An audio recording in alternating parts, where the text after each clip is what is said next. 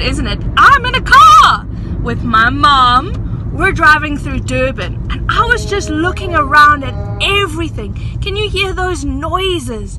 People are so amazing and so powerful. We make such tall buildings. We make such fast cars. Sure. You know what? I wonder who gave us this power. I wonder who gave us the ability to be powerful, to do amazing things. Who is this person we should trust in to know that he knows the right way for us and that he will help us be powerful and strong? I wonder if you know who this person is. Hello friends, my name is Karen and this is Annabelle and Rosalie, and we are here today to tell you a true story from the Bible. Today's true story begins with a king who had a very long name. His name was King Nebuchadnezzar. Annabelle, can you say that? King Nebuchadnezzar. Well done. And Rosalie? King Nebuchadnezzar. Well done. And let's hear you. That's right. Well done. King Nebuchadnezzar was his name. Now this king had a special training program. He wanted the men who served him to be the very best at everything. So he put together this training program and he chose some boys to be a part of it. And one of the boys he chose was a boy by the name of Daniel. Can you say Daniel? Daniel. And you? That's right, Daniel. We've heard of him before. Daniel loved God and followed God. That means he did what God wanted him to do. Daniel loved God. Well, let's get back to King Nebuchadnezzar. Well, King Nebuchadnezzar said that he wanted these boys to all study and learn lots of things so they could be the best. He also wanted them to eat special food right from his table, the most delicious food in the whole kingdom. Food that might have looked a bit like this. Shall we have a look, girls? Oh, show us what we've got there. Chips. Chips, yes. And ice cream. And ice cream. A burger patty. Yum, yum. Pizza. Biscuit. Bacon. A whole roast chicken. And I think he might have had some coffee in here. And ice cream. Ice cream. Who likes this type of food? Me. And this, maybe even a hot dog. And lots of delicious, rich food and drink. But this was actually a bit of a problem for Daniel, because in those days, God had rules about what his people could and couldn't eat. And God's rules said that Daniel couldn't eat all this rich food. So that meant Daniel would have to say no to all this food. Come, let's put it away. You have to say no to the pizza, hot dog, And chickies. all this food. Right. And he also had to say no to the king, which was a very scary thing to do, because in those days you weren't allowed to say no to the king, and you could get in a lot of trouble if you said no to the king. So we know that Daniel had someone very powerful who could help him to make the right choice. Do you know who that was? God. That's right, God. So Daniel prayed to God and he said, God, please help me to be strong enough to make the right choice and do what you would want me to do. And you know what? Daniel said to one of the king's servants, I'm sorry, I can't eat any of that rich food that the king very kindly gave us to eat. I need to follow God and I need to eat only vegetables and drink only water. Let's have a look at some of the vegetables that he might have. Tomato. Tomato, Eggplant. eggplants,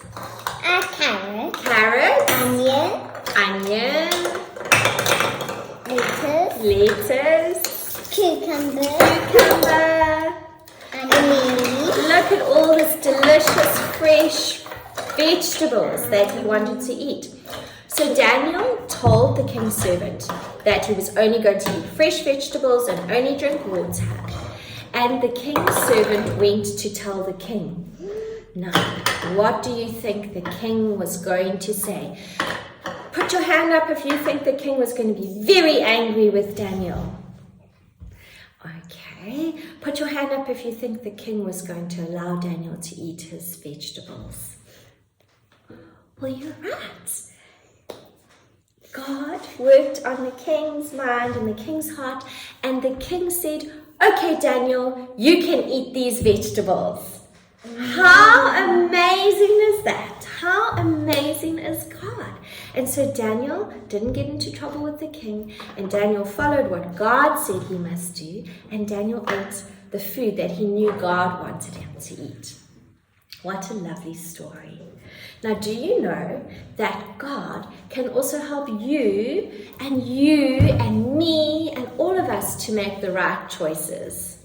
Rosalie, can you think of a time when God could help you make the right choice? Like when your mom told you to make your bed and you really just want to run outside and play. God can help you to make the right decision and make your bed. That's right. That's such a good example, Rosalie. And Annabelle, how about if there is a nice bowl of biscuits on the kitchen table and it's right before supper time and you know you're not allowed to have biscuits before supper time, but you just want to take one biscuit and eat it. Can God help you? If you pray to God and say, God, please, I don't want to eat this biscuit. I know I shouldn't eat this biscuit. Can God be strong enough and give you the strength to not eat the biscuit and listen to your heart? He can. God can help each and every one of us to make the right choices. Shall we pray to God and say thank you to God for that? Yes. I think so. Close eyes. Dear God, thank you that you can help us to make the right choices. Thank you that you love us. And we pray that we will turn to you every day and ask your help to make the right choices. You are so powerful, God, and we love you. Amen.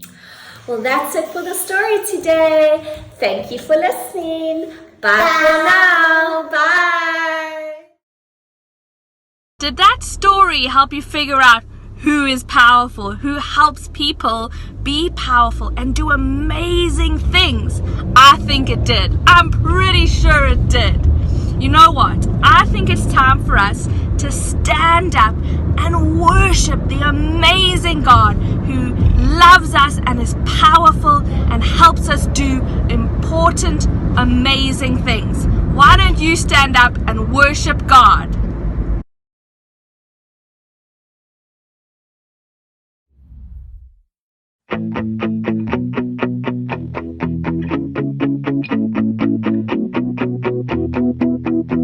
My God is strong. He'll do anything big or small. Nothing is impossible for a super wonderful God.